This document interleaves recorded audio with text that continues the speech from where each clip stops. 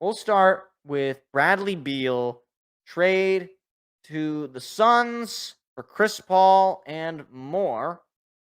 I don't have the entire. I don't know if it was updated. Uh,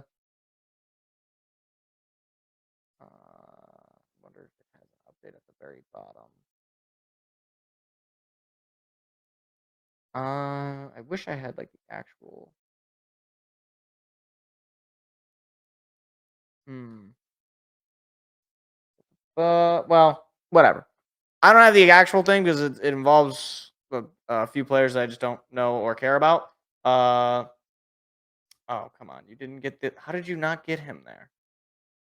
Really? How did you not apply the tag on that? Sorry, Tigers game distracting me. Uh, Basically the two big pieces that the Suns move were Chris Paul and Landry Shamet. I apologize if I'm mispronouncing your name, Landry, but I let me check his stats before I slander this man. Oh nope, not Landry Shamet. But okay, no, you know what? I will slander this guy. Landry, no disrespect, you're bad. You're not very good. Um, so uh, this trade to me was one of the trades in NBA history.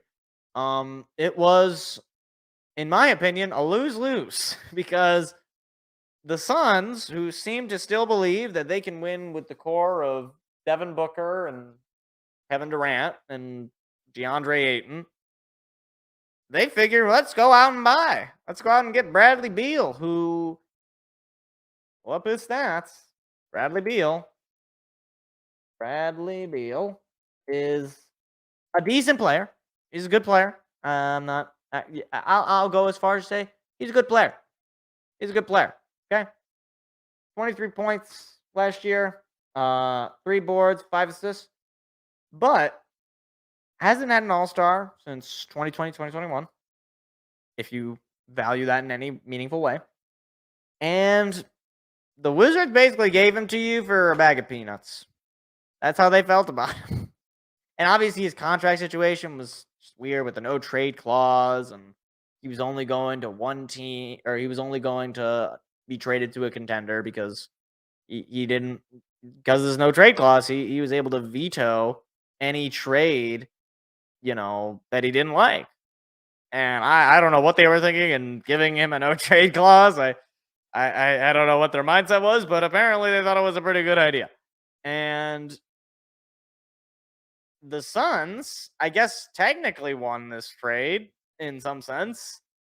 They added a 20 points a game shooter, but they have no depth. They have no bench. They have nothing. I mean, like they're they're an incredibly top heavy team, and a team that consistently at this point has gotten blown out in the playoffs, and a team that just fired their coach for players not hooping. I mean, like Devin Booker and Kevin Durant don't show up in a elimination game in their house.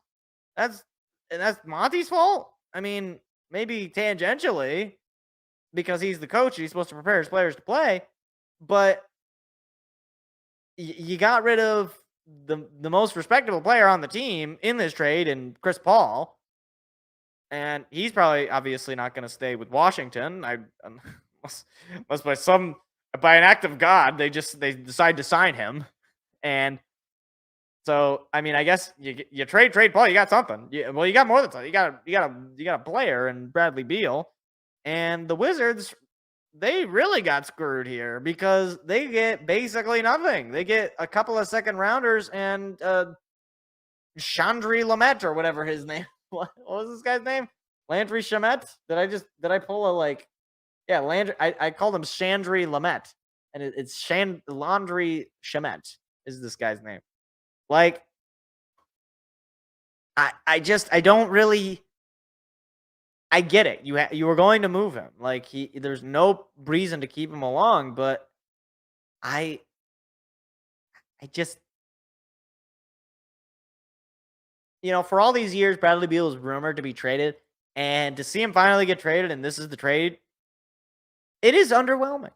It is. I was expecting so much more, but I don't know. I mean, the thing is, the Phoenix Suns are thinking that their problem is offense, and that is not their problem. Problem is defense, and their problem is depth. So, okay, they wanted to, go out and sell off assets, go get Bradley Beal.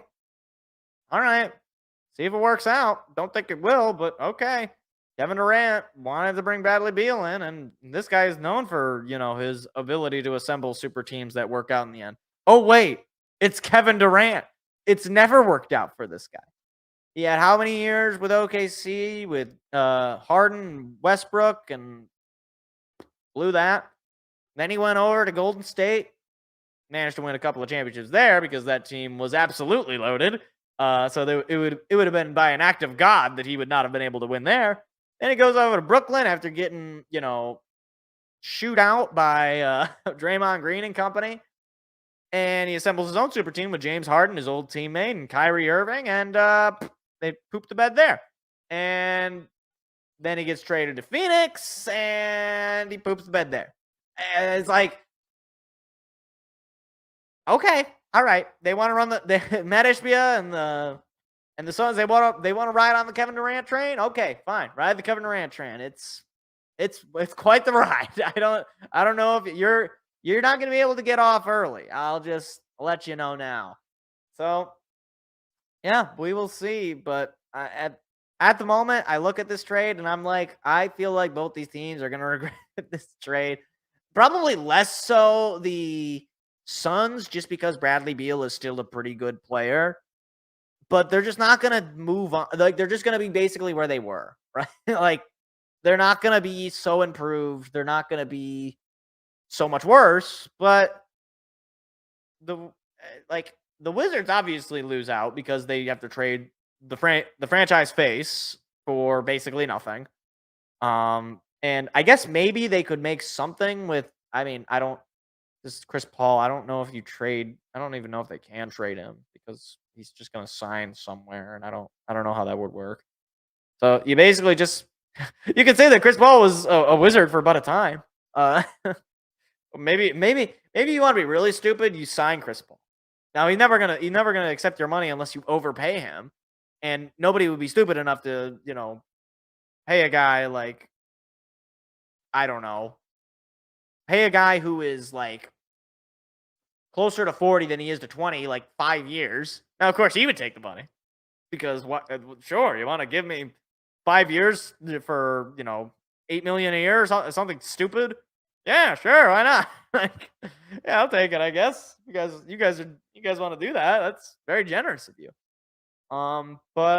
Yeah. So that was one of the trades. That is a great way to start the offseason because it is just wild. But hey, I don't know. I look at it and I don't really see this working out for the Suns. Wizards are going into a rebuild. So I wish them the best. They don't really have a whole lot of draft capital to work with, so they're probably going to be really bad next year. But hey, better than being mediocre middle, as far as I'm concerned.